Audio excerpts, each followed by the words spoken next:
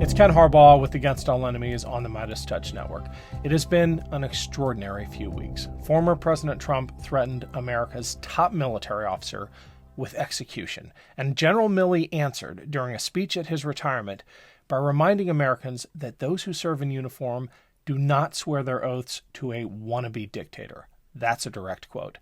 And just today, General John Kelly, Trump's former chief of staff, went on the record confirming some of the most egregious stories about Donald Trump's treatment of wounded soldiers and Gold Star families. I brought all this up with Mike Breen, an Army combat vet and current CEO of Human Rights First. We'll get to that conversation in a second because I first want to share Pete Buttigieg's take on all this. It's just about perfect.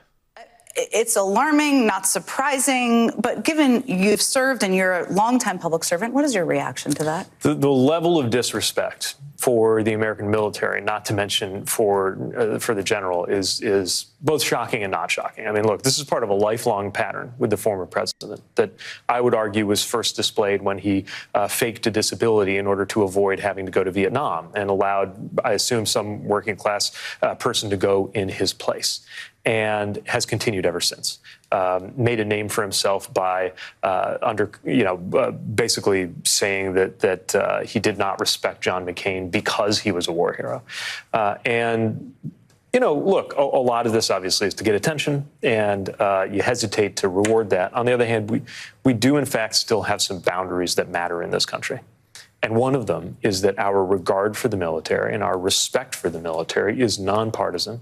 It's non-political, and it's universal. And that is especially important because that's part of how the military does their job. I knew every time I put on that uniform, every time I went to work, every time I got into a vehicle, every time I went outside the wire, that I was with men and women who were serving and supporting each other and responsive to a chain of command that was not about politics, that did not break down because of our political differences. This undermines that. It threatens that. And it threatens it at a time when we need those institutions that are still at least somewhat outside of the chaos that the last administration sowed and that some extreme House Republicans are sowing as we speak. We need what the military has to offer by way of nonpartisan stability more than ever. Mike, great to have you back. Pete Buttigieg, as always, is just so cutting and clear-spoken in his criticisms of the former president. He's also a fellow vet. What did you make of his commentary?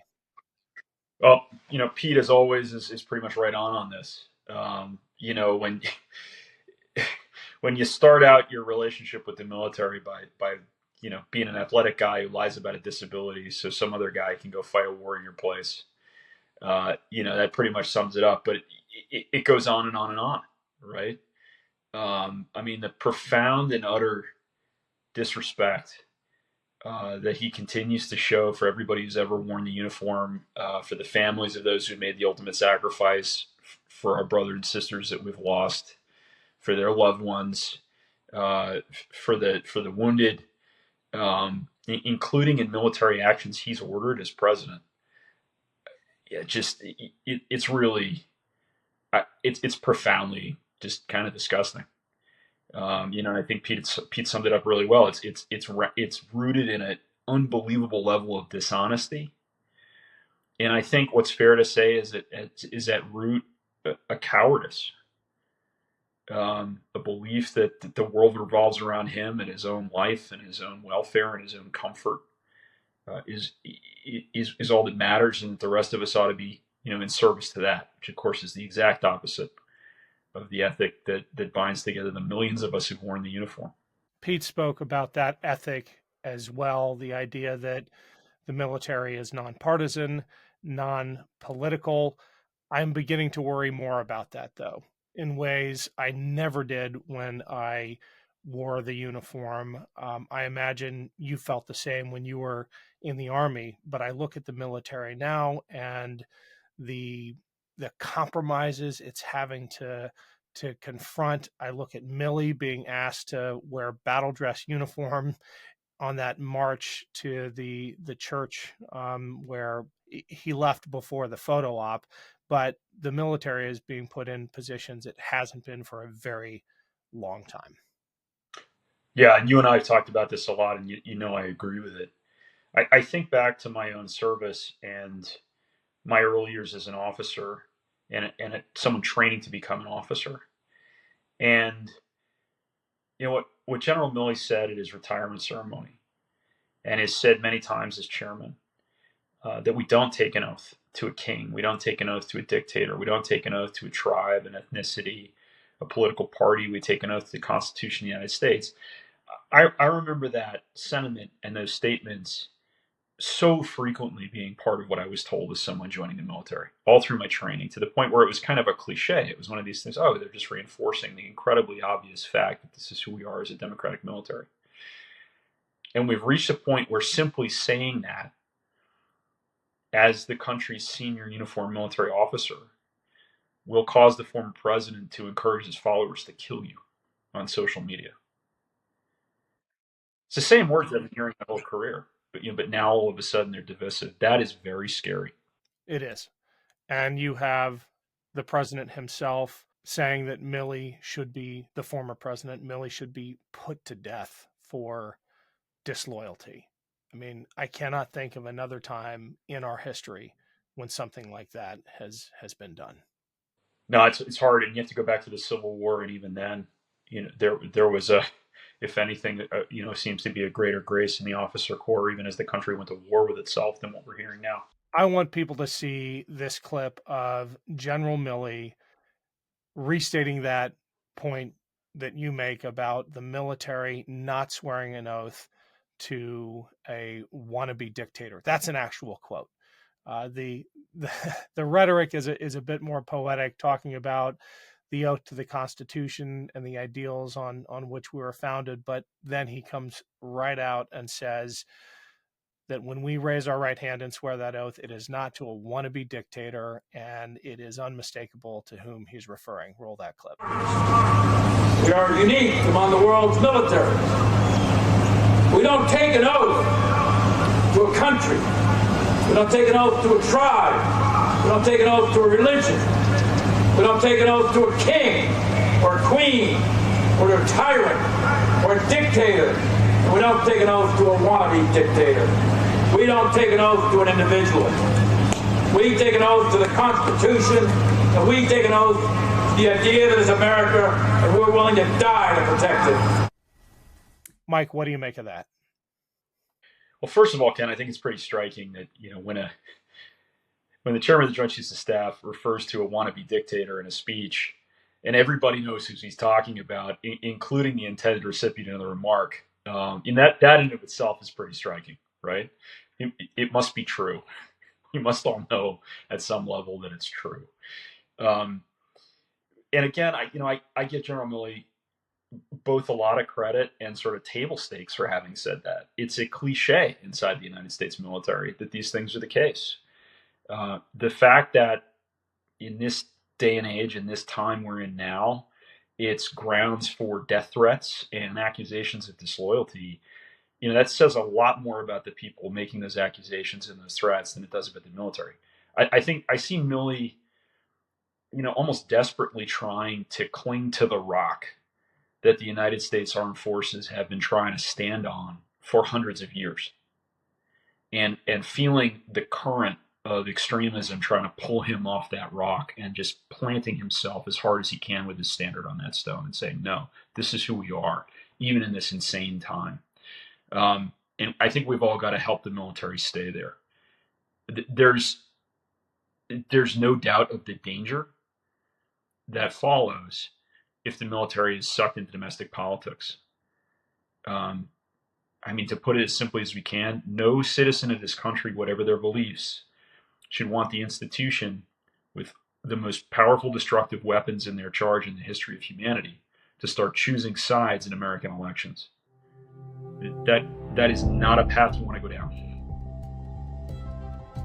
Thanks for listening, everyone. I've got a quick break here, but I need a favor first. Shows like this depend on your support. Please, if you can spare 5 seconds, click the link to the podcast version of the show below and leave us a 5-star review. It really does help. Thanks.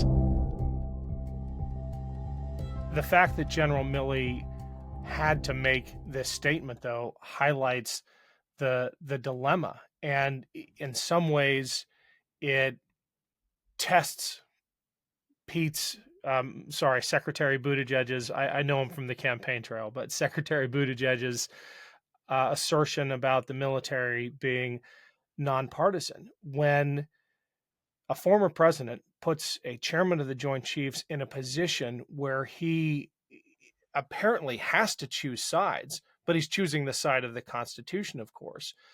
There are invariably tens of millions of Americans who see that as partisanship, and I don't know how you get out of it. I don't know how, if you're General Milley, you take a stand without seeming partisan. Well, I think he's doing his best. I mean, he's basically planted his standard on the ground that every officer who's ever held his role has tried to hold, and said, no, you move. This is where I am. You got to move. And he's right to do so. It's all he can do. It's all his. It's all that the men and women who are about to hold these roles in the future can do.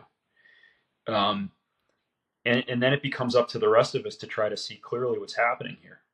I think what's most striking to me, and in some ways most confusing to me, is how, no small number of our fellow veterans can look at the former president, can look at a guy who doesn't want to visit the American military above Omaha Beach in Normandy or in Bella Wood because he calls the dead suckers. Why would they die for nothing? Who doesn't want to be seen next to the combat wounded because he thinks they're losers, who thinks, POWs are losers. And I'm quoting him here in the words that have come to us through his former chiefs of staff and cabinet secretaries.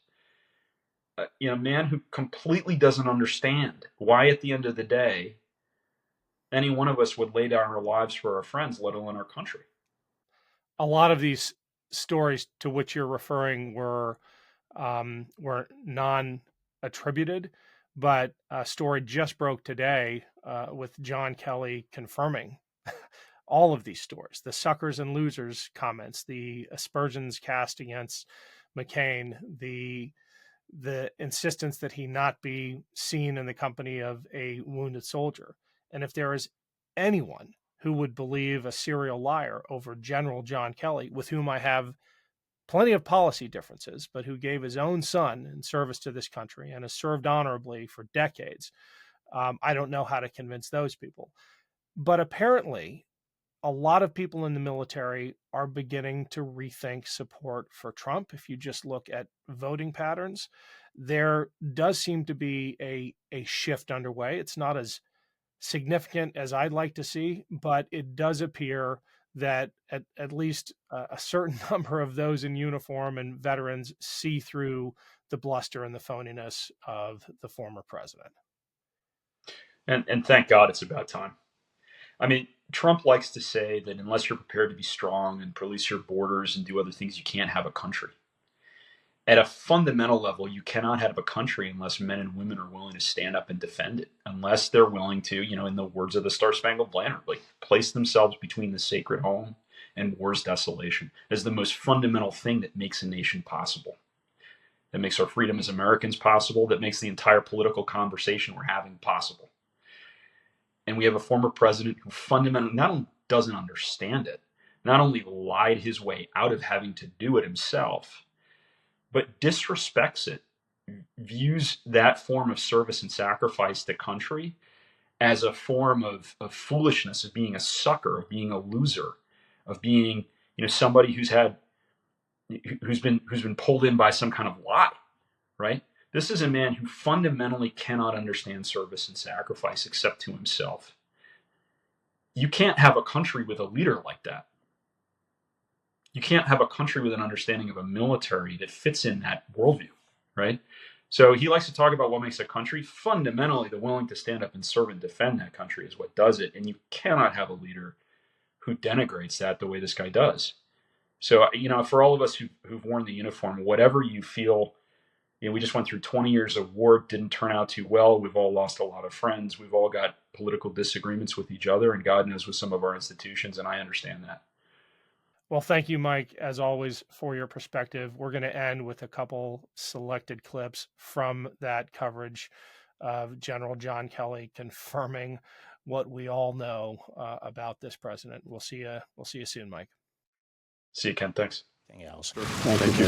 And today, Trump's longest-serving former chief of staff, John Kelly, is chiming in with his harshest criticism yet.